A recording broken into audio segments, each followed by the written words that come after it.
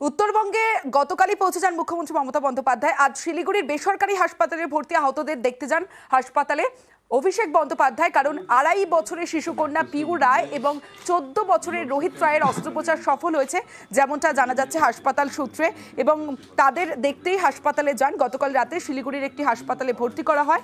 অন্যদিকে রোহিতের বাবা ও মা ভর্তি জলপাইগুড়ি সুপার স্পেশালিটি হাসপাতালে।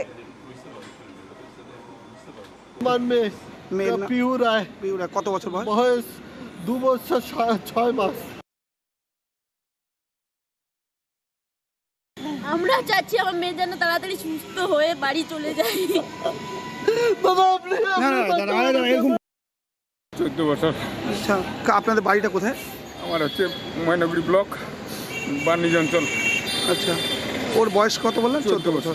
বললাম কি এমন কেমন আছে বাচ্চা? এখন কালকে অপারেশন হয়ে গেছে, এখনো পর্যন্ত চেঞ্জ নেই।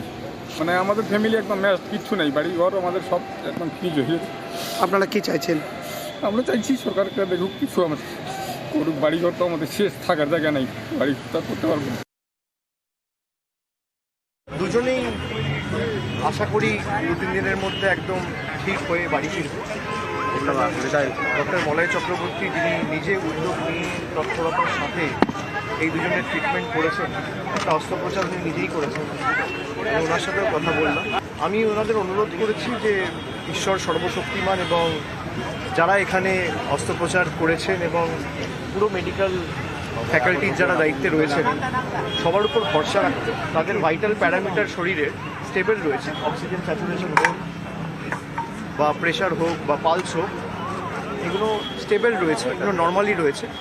আশা করছি 2-3 দিনের মধ্যে ঠিক হয়ে যাবে।